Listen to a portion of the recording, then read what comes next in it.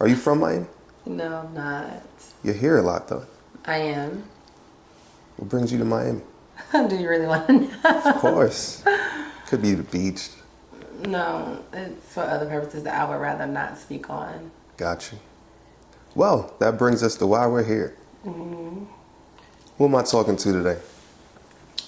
The most important, the most loving Kassidy. Kassidy is in the building. And we're not talking Kassidy with a C, right?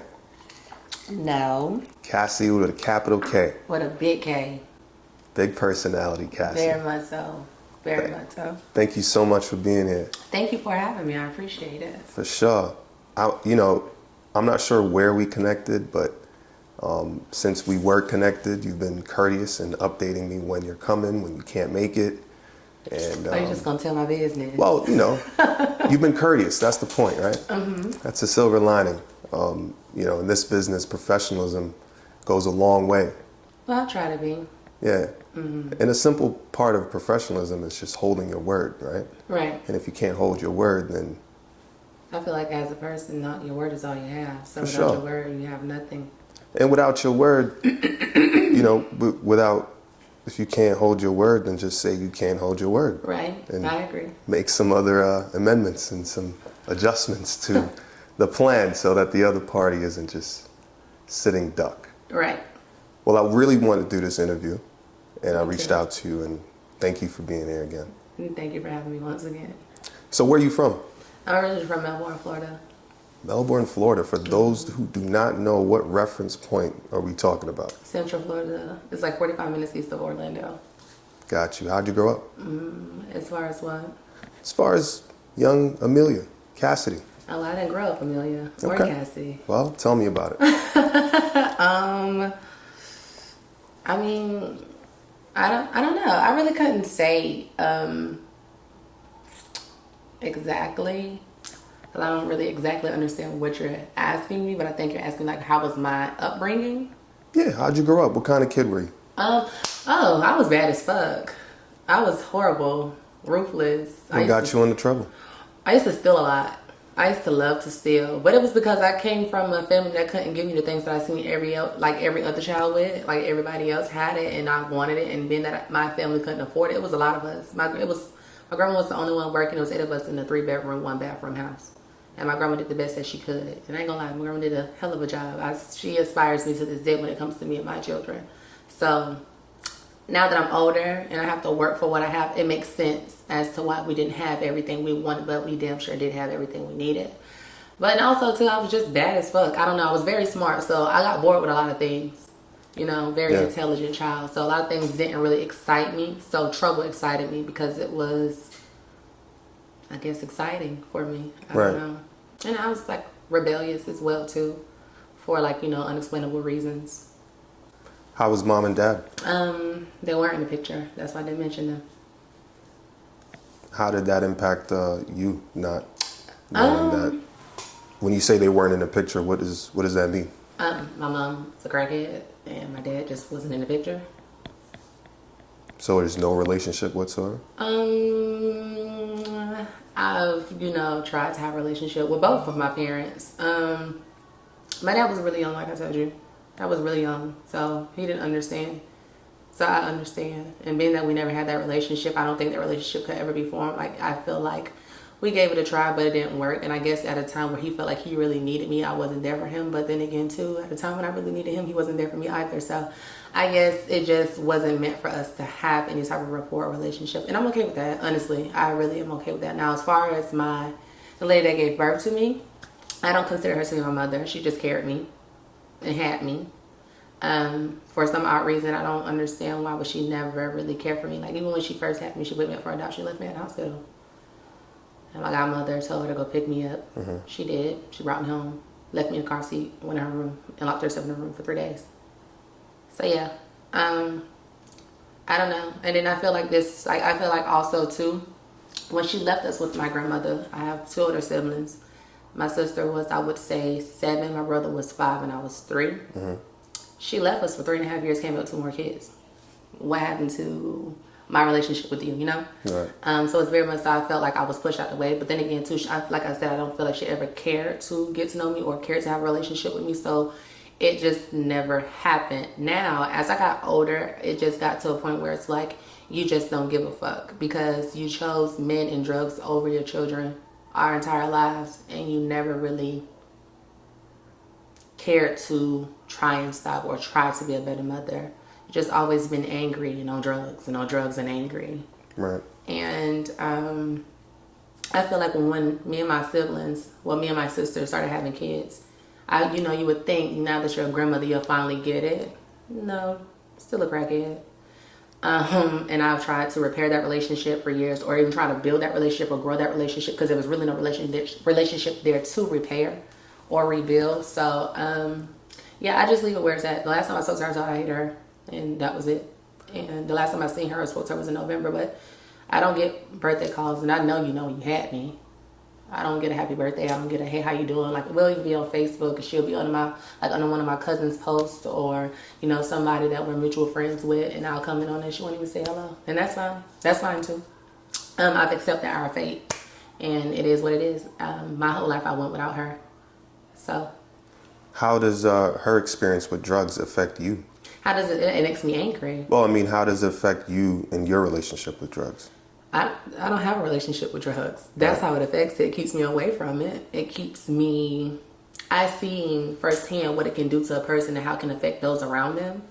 I don't want to fucking hurt the ones that I love and continuously put the ones that I love in an uphill fucking battle, a continuous battle because of something that I'm going through. And then I try to blame everyone else. And then every time somebody says something to me about it, I say, oh, how many times you're going to make me pay for what I've already paid for? But you haven't, because what have you changed? You haven't done anything. What was the best part about growing up with your grandma? Honestly, just having that big family unit. Honestly, that big family unit, I still think about it. Like, even when I talk to my grandma, that's my girl. No shade, be my girl like this. Yeah. Yes. Even like when I was younger, every Saturday my grandma would get up early in the morning and she would cut up fresh fruit. Because my grandma loved fruit trays, and she'll cut the cantaloupe, the honeydew, strawberries, kiwi. Like, we had the whole shebang. My grandma make us breakfast. She'll get up, she'll iron her clothes for the next week. And mind you, it's 8 of us in the house. My grandma the only one doing the ironing, so she ironed for 8 people. Wow. Yes, baby. And then on Sundays, we'll go to church. Come back from church, baby. We have a big old Sunday dinner. Mm-hmm. Depending if my grandma felt like cooking, because like I said the night before, she was ironing all them clothes. But honestly, I would really say, like, just having that family unit. My grandma is the heart of our family, especially when I was younger. Like, we're a lot closer with our family as far as, like, my first cousins and my aunts and stuff like that, and my siblings, and yeah. What did you want to be as a kid growing up? I wanted to be a police officer. Because I ain't no fucking op. I wanted to be a lawyer. I did want to be a criminal justice lawyer. I did. And then it got to a point where I wanted to be a cosmetologist. And when did you start to pursue that? I went to cosmetology school back in 2018, but I had ended up getting like focused on my transition, so I kind of stopped going to school, went and got my breast done. And on top of that too, I had just had a baby that year as well, so I couldn't really move how I wanted to. School was just asking for too much of me that I really couldn't give, because I was already all over the place in so many other spots in my life. So what happened after cosmetology school? Nothing. I just started escorting full time. And what age was that? When did I actually start escorting? Mm-hmm. Back in 2016, I was 19 years old. And you are currently? 25. So you've had some experience in this industry. Baby. What have you seen change? Ooh, nothing. Okay. You said, what have I seen change since I started and now? Right. You sure you're ready for this conversation? Yes. Let me brace myself. Honestly, a lot has changed. And I will say that, for one, when they took Backpage, they took a lot of people's occupation. Mm-hmm. Like, people didn't really know how to navigate or how to move after that. And then it started getting to a point where people was just taking whatever was given to them. So if a client calls for $80, bitch, we ain't got Backpage, and we don't know why our next coin finna come from. So we finna go ahead and take that 80. Right.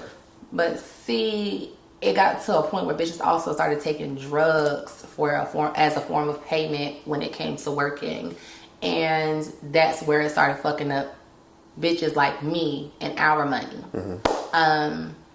I'm a certain girl, like I'm a girl of certain stature. I'm a girl of like a certain standard, and like I'm the standard, and that's how I view myself. I'm not taking anything less than what I asked for, unless I feel that's what it's calling for. If it's not calling for anything, I'm not negotiating anything, because I feel like I'm already cutting myself short by even having the rates that I have already set in place. So why the fuck would I go lower than what I already feel is too low for me anyways? But these girls, they just, I don't know, these new wave of bitches. And another thing is too, they'll see an attractive guy and just be like, oh, he cute. And he say he got 40, or he cute, so I want to fuck him anyway. So at least I say I got something for it. But no. Because then they're going to call a bitch like me and they're going to get cussed out, get their feelings hurt. Where's the worst city for that? Honest, baby, it's all over. I couldn't even really tell you, honestly. Like, it's all over.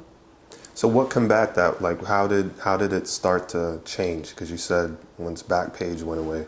I really feel like that's when it really started happening. Right. When Backpage, that's when I started seeing it. How did OnlyFans affect Backpage going away? Well, it actually helped a lot of people. Because, around the time, well, you probably don't know, but around the time Backpage got shut down, OnlyFans started, OnlyFans had started, like, coming up or whatever. Because before that, everybody that was, like, doing the adult films and stuff, the immature adult films and stuff, were doing ConnectPal first. And then OnlyFans came about. Now, I will say, nobody really knew about OnlyFans when OnlyFans first hit the scene, unless you were already making videos prior, like ConnectPal and Tumblr and all of that. So, and then they shut down Tumblr too around the same time they shut down Backpage. So a lot of stuff was getting shut down. So girls was just trying to figure out how we finna eat. You know what I'm saying? So we trying to find the ins and the outs and the yeses and the nos. Like, we was trying to figure out what the fuck we was gonna do. Because, baby, we gotta eat some way, somehow. Baby, I got bills and I know y'all hoes do too. So my mother had came to me, my trans mother. She came to me and she was like, daughter, she was like, you heard about the new little video thing, OnlyFans? I was like, no. She was like, daughter, go make me one. She was like, I just made $700 in 2 days. It just only got like 4 videos posted. So I got on it back in 2018. And honestly, 2020 and 2021, I made 6 figures off of OnlyFans. So it definitely helped. Why'd you decide to get into escorting? Ooh. I was at a very low point in my life when I started escorting. Like, when you ask me, well, when you were younger, what did you want to be? Never wanted to be a prostitute, Right. Because no matter how you try to dress it or make it sound, if you sell your body for money, you're a prostitute. And I'm okay with that. Mm-hmm. But I was at a very low point. I was homeless. I had just aged out of foster care. I was working at Dunkin' Donuts. Payroll was backed up almost 4 weeks. And I was struggling to even catch the bus to make it to work. And I had just moved in. The state had, for those that may be watching, they in the state of Florida, you get a pension from 18 to 23. And they knew my situation, so they gave me a pension to go and rent an apartment because they knew my situation. I was homeless. People I was staying with was kind of like being nasty, trying to be funny and stuff. Like, say, for instance, they eat, they won't feed me. But it wasn't their responsibility to, feed me, because I am a grown-ass woman. Go out there and make it happen. Right. And at that time, I felt like I was too good to sell my body. I felt like I was, I'd rather struggle. Dumb. But was still having free sex. Real dumb. But anyway, so my dad, my father, my chosen father, he was like, one day he just called me. He was like, what you doing? I was like, nothing. What's going on? He was like, come on, I'm finna go get a room, I'm finna go work. So I was like, okay. So when we got to the room, he was like, I'm finna post your ad. And he was like, these are the girls that I'm gonna use for you. What girl do you feel like looks most like you? And I chose the girl and I started working. And that's just how it happened. I had that apartment for like 2-3 weeks. I had a blow up bed, a garbage bag, one garbage bag full of clothes, and a cell phone. I had nothing. Wow. I made my first $1,500 in 2 days, and I went full force. And that's just how that happened. Do you have any regrets? Nope. For what? It put me in the best position that it could have. Because without this, I wouldn't have all the things that I have. I wouldn't be as blessed as I am now. I became a felon at 18, so there really wasn't no chance. Now, granted, there is a way to go around it. I'm pretty sure there's certain things that I could have done, but that at that time, that is what was best for me, and that's why I took advantage of the opportunity. Now you mentioned your your mother and your father, right? Do you mind telling us who those people are? Most people may know my mother as Drea Logan Kendall. That's my mother. That's been my mother for the last... I met her when I was 18 because I used to date her best friend. And then she ended up transitioning. And then we reconnected back in 2017. 2017. And we just became like really close. Like we hit it off like instantly. One day I needed my hair done because I was going to the clubs before I started doing laces and stuff. And I was working at a strip club and I needed my wig fixed because I couldn't go in there looking crazy. So I went in there, and when she got done laying my lace down, she was like, "You want to go to the hair store with me?" I was like, "Yeah, I ain't got shit else to do." And like we just been like this ever since. And she's just really, really, I ain't gonna lie, she's the perfect fit for a mother for me. Not perfect, just like any daughter-mother relationship, but it's the best mother-daughter relationship. It's all I could ask for. She gives me everything that, my biological mother didn't give me. Or the lady that carried me, shall I say. That's love. Yeah, and then my dad, I met him when I was 17, when I was working at Auntie Ann's in the mall. And he used to be like one of those frequent people that was always, "What y'all finna throw out?" Like, "Oh, what y'all got left?" So, but what was crazy is I met him too through my ex, the ex I was just talking about. They were all at this hotel room one night when I got off work. My boyfriend had came to pick me up, and I went back and I was like, "I know you," and yeah. So like years later, he was my gay uncle first, then it just became my dad. I don't really like the whole gay trans thing. I just wanted to break it down so people that are watching can understand. For sure. That's my mother. That's my father. Can't nobody tell me no different. It's like I came out their ass. Like, those are my parents. What have you learned about yourself through escorting? Oh, what I'm not going to deal with. And I don't trust men at all. Because I see all kind of men coming in and out, whatever door I'm at. I also have learned to value myself more. It has definitely built my confidence. It has, just wanting a man wanting, out of all the girls that he could have chosen, he chose me. So it definitely did boost my ego. Well, I guess earlier on, I would say. But, and what else have I learned about myself? Yeah, like I said, what to take and what not to take. I don't trust men, and it made me, it makes me, get like boosted my confidence, and also make me value myself a little more, and definitely make me value myself more, because I feel like even though that this is what I do, I am still a person, and I do not like to be dehumanized. I don't like to be looked at as just a fantasy. I understand that's what you're here for, so I'm going to give you what you pay for. But when you have already paid for your service, you get your service, you go about your business. Don't treat me how you would treat me behind closed doors if you were to see me out in public. You don't know me. How should fans approach you in public? Don't. That's just how you do that. Honestly, I like attention, but I don't like that kind of attention. Because a lot of people only know you for what they see, so they feel like that's all you are. And I'm sorry to tell you, but I'm totally different. Like I was just telling you, Amelia and Kassidy are two totally different people. I am not the same person off camera. I'm not. And a lot of people are like, "Oh, you so mean." No, bitch, you just thought I was just this sex crazed person, and you thought I was going to respond in the way you wanted me to, and mean that I didn't. Now you're upset because I killed the fantasy, but that's not my problem. That's yours. So if they need the fantasy to... You can pay me for that. That's what OnlyFans and Twitter and all of that is for. I really don't even like people, if I'm being completely honest. So, yeah, like... And what sign are you? I'm a Sagittarius. Thoroughly. Which means what? Tell us a little bit about Sagittarius. I don't play that shit. That's it. Like, I don't play that shit. Real sensitive gangster. That's it. I'm a real sensitive gangster. But yeah. How does your work affect you emotionally? You Are you trying to make me cry or something? Like, what's No. going on?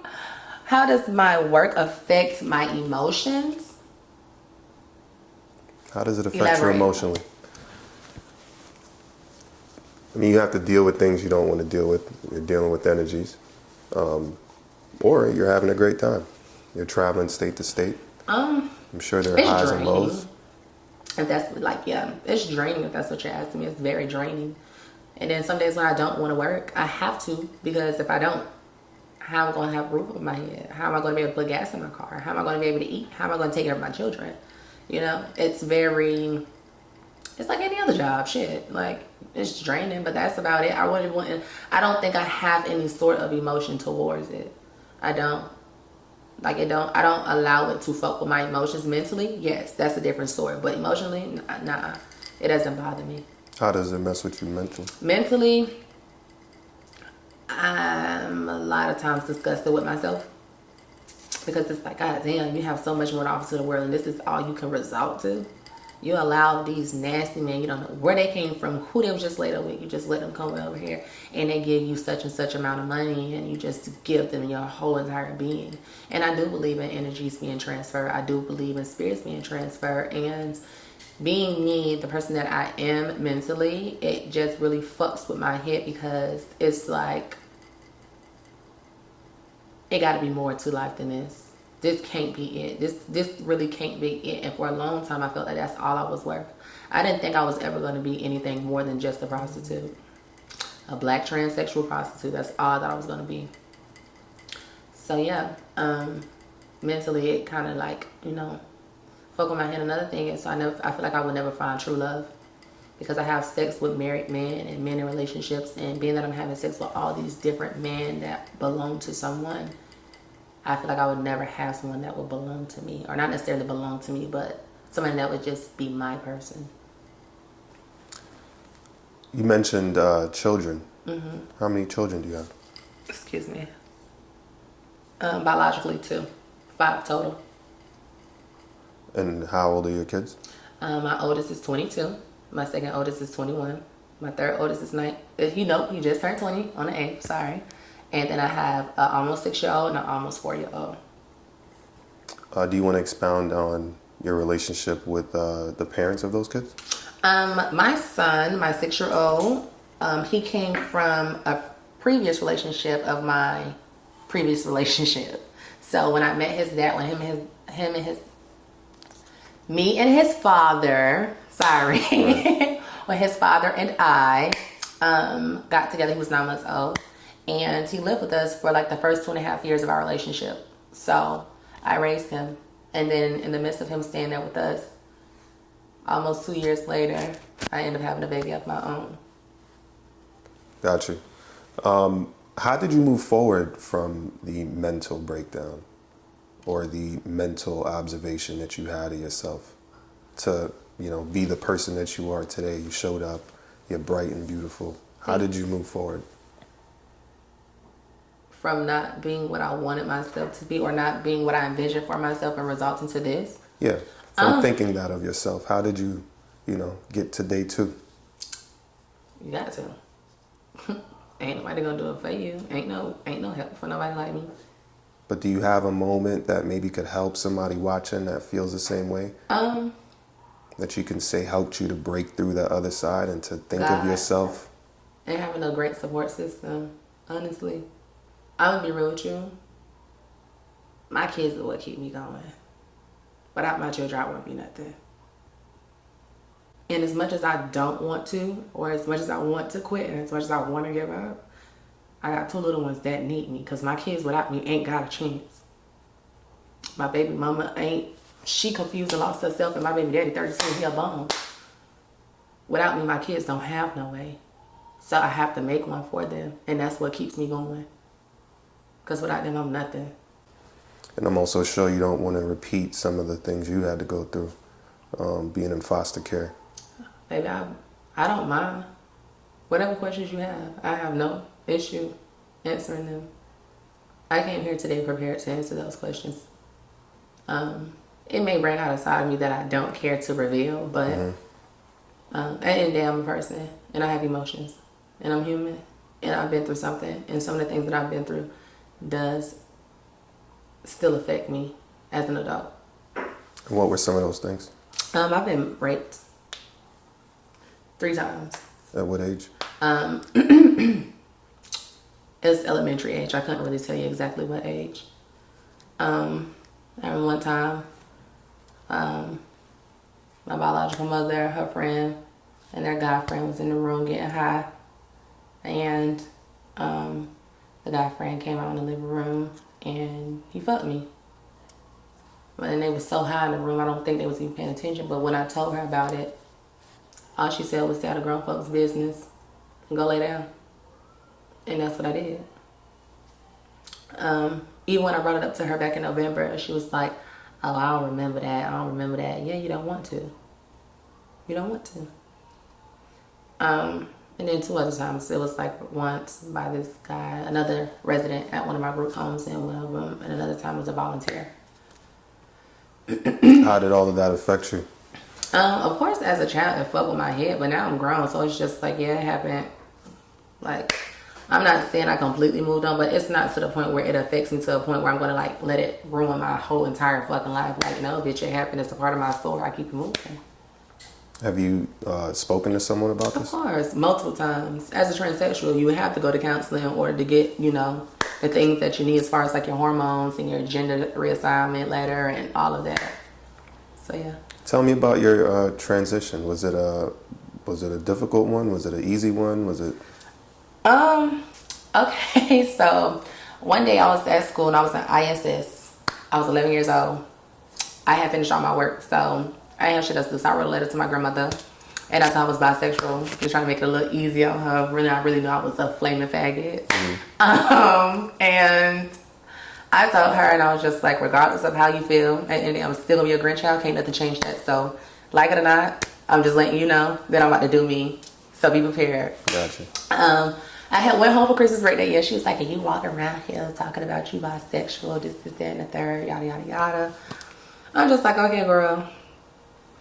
So about around 13, heading into 14, I ended up changing my name. I didn't go by that old name no more. I started going by Amelia because that's my name. And that's when I started dressing as the opposite sex. I started dressing like a woman and all of that. And my grandma did not like that. I had went to my grandma's house. What was that? It was a holiday or something. I remember.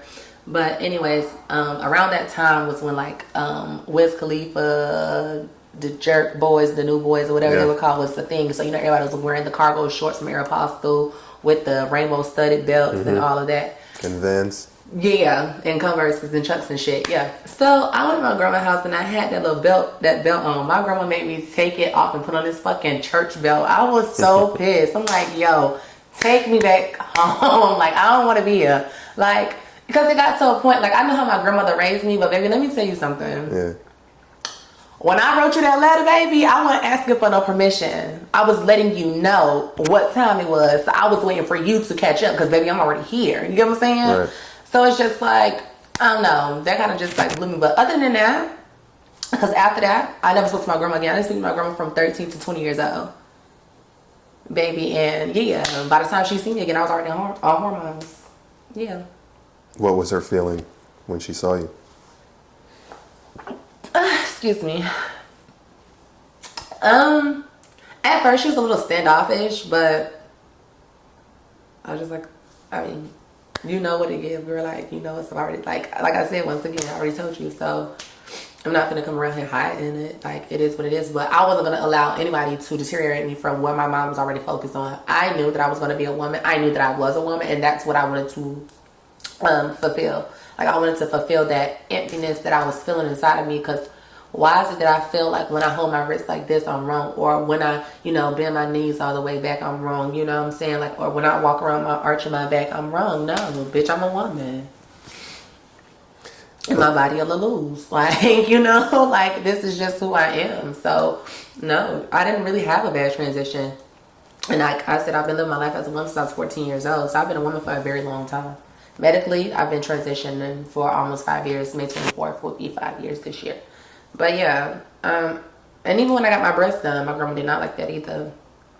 I think that's when it finally clicked though. But my grandma also did tell me, she said, I may not agree with it, and it may not be something that I like, but you're my baby, and I love you, so I have no choice but to accept it.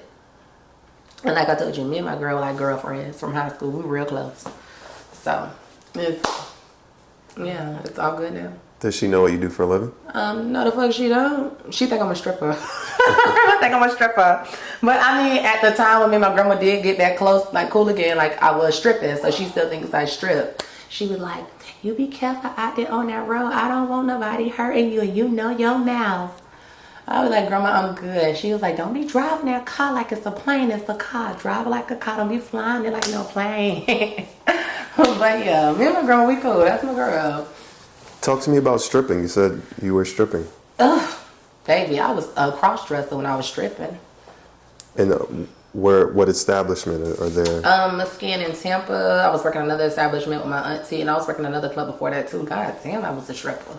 I don't necessarily remember. Excuse me. I remember I was working at Skin. My auntie Giselle had a strip club too, somewhere over there off of East Adamo. And So for those that don't know, trans strip clubs are a thing, and they are in major cities and smaller cities. yeah, I don't know about smaller cities, but major cities definitely. Yeah.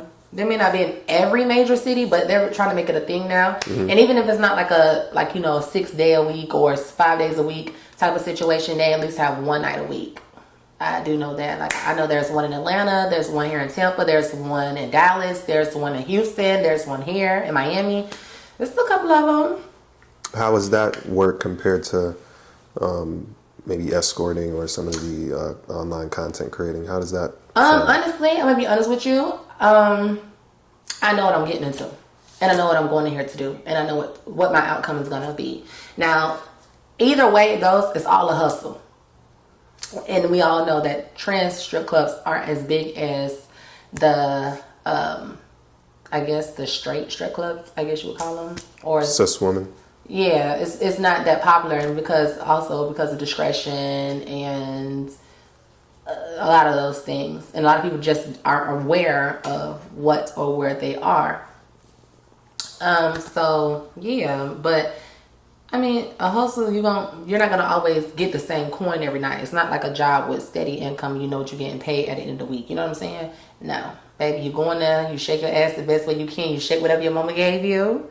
And you better hope by the end of the night you make it out what you were supposed to make for that week, because the club I was working out was only one night a week. So yeah. But sometimes I'll go in there, a client will see me, or a data, a fan, or whoever, they'll see me, they be like, yeah, I want you to the bag. And then, bitch, I'll be done made my point by the time I walk in the door. Bitch, I'm ready to go now. Because it's slow now. Y'all want to give me 5s and 10s. Bitch, I want the 100s like them in the bag. So yeah. And then, I ain't gonna lie though, I actually enjoyed myself because I love to dance. So it was like kind of fun. And on top of that too, like I wasn't even a drinker, but I would drink like at least 2 drinks before I got on stage just to help calm my nerves, because it is nerve-wracking just having everybody in the room watching you. Yeah, it's a little nerve-wracking. So there's a NCAA swimmer named Leah Thomas. She's a trans woman. Talking about the white girl that ranked number 1 as a woman, but ranked as like 542 as a boy. What about her? How do you feel about trans women in cis women sports? It don't affect me, so I'm gonna be honest with you, I really don't care. And I try to be funny, it don't affect me though. I love that for her though. Do you feel that trans women should compete in cis women's sports is the question I'm asking. I'm not gonna, let me take that back. I'm not gonna say no, but I honestly just feel like me personally, I'm not delusional. I know that I would never be a cis woman. I will never be born with a pussy. I don't desire to have a pussy. And even if I were to get a pussy, I still wouldn't be a trans woman. At the end of the day, people need to stop looking at the trans and the cis part. You're still a woman. I ain't gonna lie, I love having a little extra. And it's no shade. Cisgender women don't look this good. And they don't have all of this, exoticness to them. They don't have what I have. They can't give what I give, which is why I make 6 figures a year off of OnlyFans. Like, you don't have what I have. I embrace my transness, bitch. I am sickening. So yeah, I don't really get into all that cis trans shit. It is what it is. We're all women. You got what you got. I got what I got. I work with what I have. You work with what you have, and that's just how we gonna keep that. So how would you define your role in the industry? As far as, well, I'm a pioneer, baby. Of? The blueprint. Yes. There's not one bitch that you could ever walk past and ask if they don't know Kassidy. She say you know she's lying. What are some highlights in Niggas your too. What are some highlights in your tenure? You using all these big words. I ain't finished how some playing. I'm just playing. Highlights. I made a lot of fucking money. I think that's like the biggest highlight. I was stupid with my money because when you come from nothing and you finally get something, a little bit of something, you think it's this. I used to blow money like it was nothing. I had a new wig every 2 weeks. Like I used to blow money like it was crazy. And I had kids. I was blowing money on my kids. Like, and now I'm just starting to, hold on, bitch. We 25. We ain't really did much of nothing that we said we wanted to do. We ain't really accomplished or, grabbed or touched or even gotten close to anything we said we wanted to do. Like, mama, let's get it together. But I don't really know. I don't really have a lot. And I met some really great people, still like some really great clients, still like, some sugar daddies, But it's all about, that's all it's ever been for me. It's never been anything more than just the coin. It's always been simply money. Because what else can you really gain from this? Like, seriously. Like, what else can you really gain from this? Who do you look up to? God. Simply said. Yeah, God. So do you feel like you've lived a pretty good life so far? It wasn't the best, but it's the best life for me. Yeah. I don't really have no complaints, baby. Everything that happened to me was for a reason. And it was meant to happen so that I could tell my story to help someone else tell their story. I feel like I'm a blessing because I continue to bless other people. And so God continues to bless me so that I can continue to bless other people. When I tell my story, I don't look for, sentimental responses or people to, have sympathy for me or to feel bad or down. I'm not no fucking puppy. I don't need nobody to rub my back. No, I'm a real ass bitch and I went through some real ass shit. And that's why I'm able to stay here today and be able to tell my story so that I can help somebody else going through the same thing or that someone that has gone through the same thing as me. There's no need to sit here and be all down and all mopey all the time about some shit that happened 10 fucking years ago. Like, girl, eat that shit and keep it moving. Because that ain't the only bad thing that's going to happen. It's more bad shit coming. So you should already somewhat be prepared because you've already been through the worst. Can't nothing get no worse than what you already been through because that shit was out of your control. You're an adult now. You can control a lot of shit from happening. So that's how you got to move with that. You got to move with grace, baby, and keep your head up regardless of how bad a bitch might be trying to pull you down. When you don't got nobody else, you always got him. And that's who I always look to for any answer I have. If my mama, my daddy, or my twin, my baby daddy, my kids can't answer it, whoever it may be, I'm going to always turn to God. Because when it's all said and done, when I can't do nothing else with it, I pray, I'm giving it to you. I wash my hands with it, and I give it to him. It's been a struggle, just letting him be in control of everything when it comes down. Because I like to be in control, I'm not going to lie. I do. I like to be able to fix whatever it is I may be going through or, try to always be the strong person. But I get weak sometimes, too, from carrying all that weight all the time. Shit, my knees lock up. You know what I'm saying?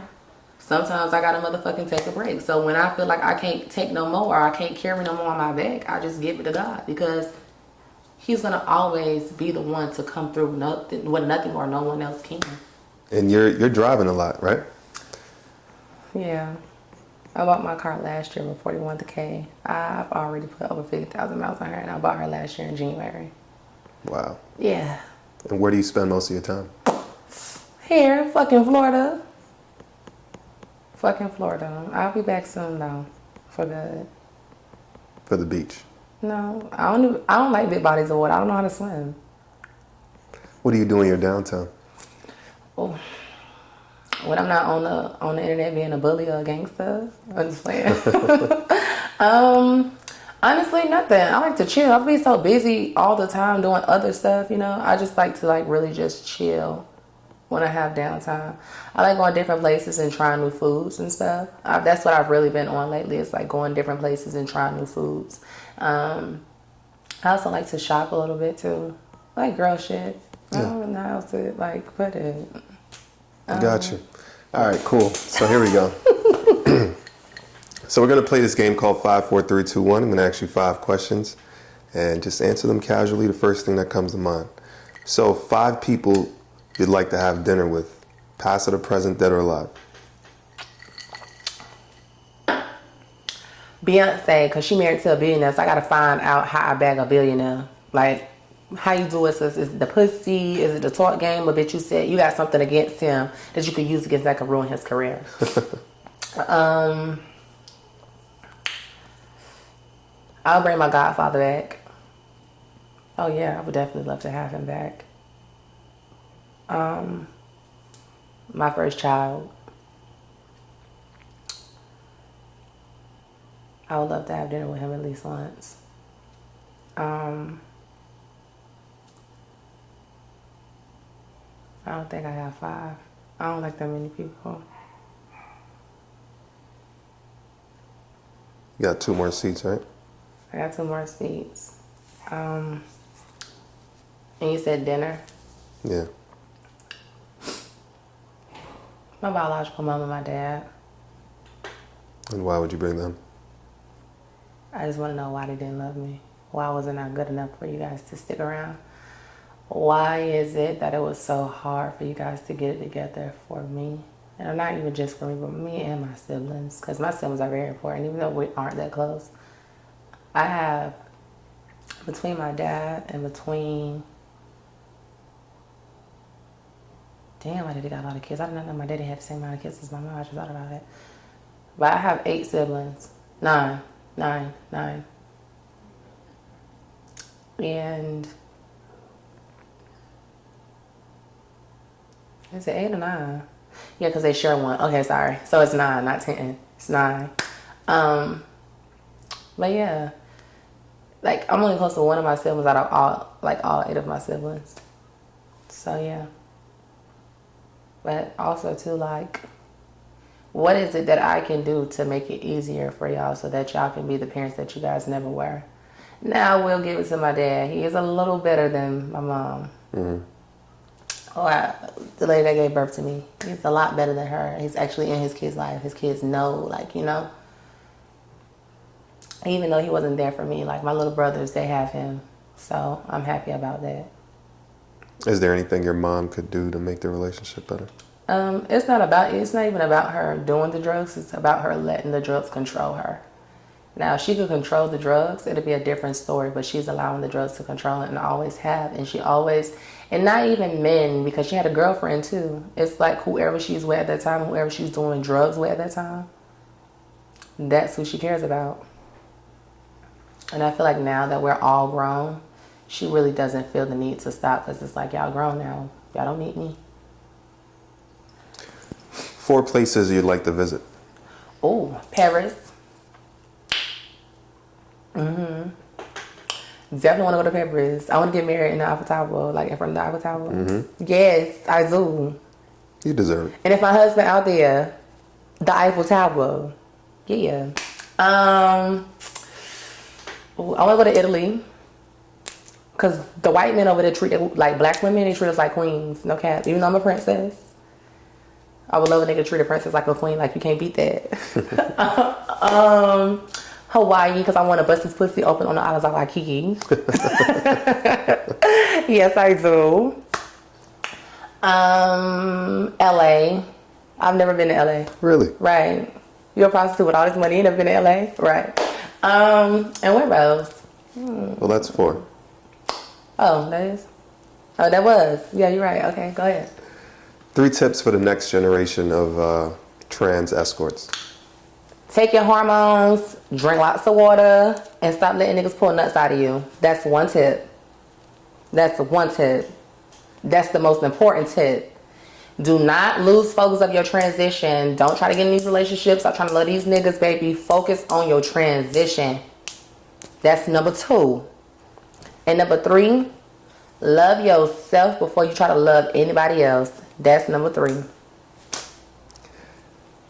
2 people you'd like to see on the show. On this show? Mm-hmm. Oh, my girlfriend. My girlfriend's kind of catty. Like, I don't know.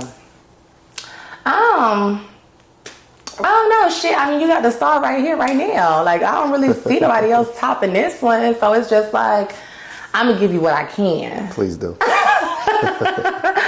I don't really think I have. Do I have to give you two? I have to.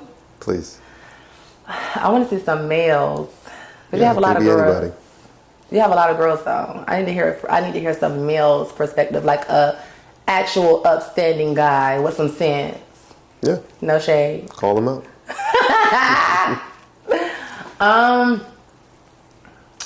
Damn. I don't even like niggas, so I really couldn't even give you no niggas. But I definitely do think you should do an interview with my mother. I want to see how she reacts to this kind of setting. Because she's a key, but she's a very smart girl. Who else?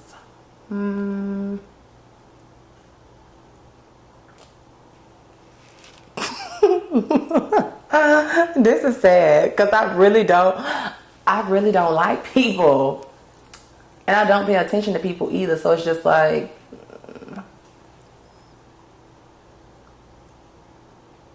One name. One more. can I skip? Like I don't know about it. Like One more.